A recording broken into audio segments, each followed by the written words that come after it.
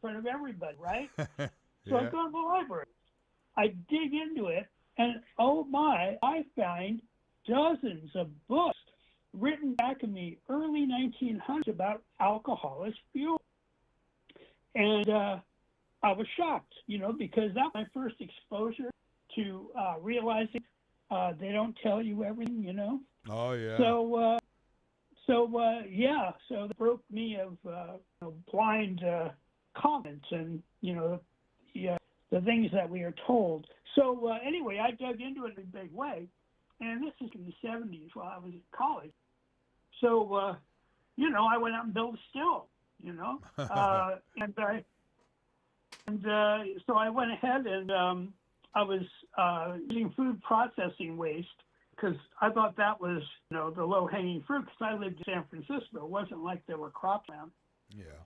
So I was using donuts, you know.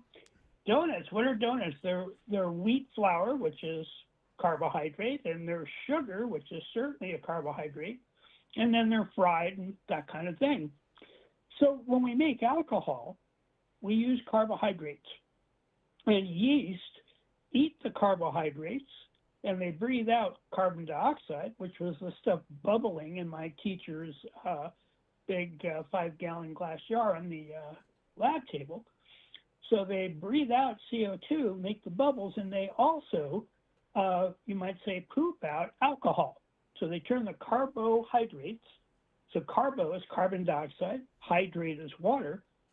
They're glued together with solar energy, and that's what sugars and starches are. So yeast break it apart into its pieces, and that's how we get alcohol. So here I am fermenting my donuts, and I'm having trouble with the fermentation because donuts are deep fried. So, here I am working with this stuff, and there's a big layer of fat on the top. So I drain that off, and I put it on my compost pile. So then I finish the fermentation. It takes a couple days, and then fire up the still, and wow, I get my first alcohol and put it in my car. So that was about 190 proof or 95% pure, which is plenty, to put in your car. Mixes with gas just fine, not a problem. Yeah. So I went to a donut shop and I said, hey, if I bring these 55-gallon drums to your, place and all those waste donuts at the end of the day, you throw them in the drum, and when it's full, can you call me? And they said, oh, Yeah. sure, not a problem. See, donuts are one of those things where the cost of making them is insignificant. It's pennies to make a donut. But missing a sale for donuts, well, that's unforgivable. So they always make extra. There's never a donut shop that makes just what it needs. So I figure in a week they'll call me, and the next morning at 6 in the morning, because bakers get up early, he says, it's full. Oh, gosh, I run on down there with my pickup truck, and I pick up my drums, and, I bring them back, and I cook them up, and I make alcohol, and, the rest is history. But around this time, I went to work for Mother Earth News out in North Carolina at their Eco Village Center. Mm-hmm. And, I started working with them on more advanced distilleries and that kind of thing. And I've been doing that ever since, really, working with alcohol in so many different ways. And, it has huge political implications. Sure it does. And listen, I bet it'd be a lot better than even the electric cars they're trying to shove down our throats. Oh, yeah. I got to tell you. Okay, so electric cars. Electric cars existed before internal combustion engine cars. They were first. And they never caught on. It was, when they finally started making internal combustion engine cars, they ran them on alcohol. There was no such thing as gasoline yet. So alcohol was used on the early model, Henry Ford's Model A's. And they later became dual fuel, and you can adjust either alcohol or this new gasoline stuff that was kind of garbage, but it was available when so you could use it. So at that point, alcohol is 106 octane, and the gasoline that they were selling was 50 octane. It was just the waste byproducts of making valuable things out of oil, like heating oil and stuff like that, and all the toxic stuff that's left over, the benzene, toluene, and xylene. Well, that's what we call gasoline. Now, in California, there's a sticker right on the gas pump, and it says, "Warning, standing in this area while filling your tank with gasoline will expose you to benzene, toluene, and other chemicals that are known to cause cancer and cause mutations and blah, blah, blah." And it's right there on the pump, right? Yeah. And so people just don't see it anymore, I mean, it's like, no, I'm filling my car up, yeah. And, it says right there, don't stand in the area while you're doing this, So this garbage they've been selling was whatever was left over from making, valuable things out of oil.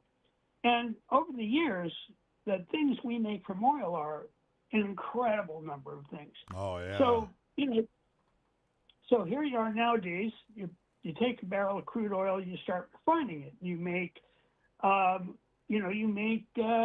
plastic, and you make nylon, which is a plastic, and you make pesticides, and you make herbicides, and you make solvents, and anyways, there's a million things. But at the end of the day, half of that crude oil is a big pool of benzene, toluene, xylene, and other really horrible things. And so that's never changed. Yeah. So now the thing is, alcohol has none of these issues. Alcohol is generally not toxic, although there have been some mornings after a bender where I do think it's toxic, but it generally doesn't kill you, and it certainly doesn't cause cancer. But moderation is always a good thing if you drink the stuff. And the stuff I make in the still back then, I tried it a few times, tasted it. Oh, it was awful. So listen, Because if you're buying alcohol to put in your tank, if we were to switch over to it, I mean, I'm sure price would go down even more, right? But what would it cost per gallon for alcohol compared to gasoline? Well, that there's an industrial answer, and then there's the do it at home answer. Okay, so what's the do it at home answer? That first. Well, basically you can make alcohol. We'll see what happens with the Trump administration, because right now there's $1 a gallon tax credit for every gallon of alcohol you make. You get money off your taxes if you make alcohol and put it in your car. And yes. that's Trump doing that? No, that's what I'm saying. He's about to maybe put an end to it because he's trying to get rid of all green fuels. He's trying to get rid of all the benefits for everything that isn't oil. But anyway, up until now, we got at least $1 a gallon tax credit when we made our alcohol and put it in our car and drove it. The cost of making the alcohol for a gallon is less than $1. So I guess it's, sort of free, Yeah. Of course, it takes some work to do it. But if you look at the ingredients, basically it's yeast, the same yeast that make wine or beer. And if you put a pinch of that in a jar with sugar in it, the yeast start reproducing, and that little half a penny of yeast becomes an enormous quantity. And then you add that to the carbohydrate-rich raw material that you're making into alcohol. So that's the main thing. You use energy to distill But there's a lot of different ways to come up with energy. The still I used to use back then in the at the start it had a wood firebox to provide the heat for the distillery, and I used old pallets that I sawed up and threw them in there. So if you're creative, it can be pretty cheap. But if you're going to make it commercially, you're looking at a more sophisticated setup. And right now, I haven't checked today's price, but I believe in the Midwest, alcohol is selling at the pump for a little less than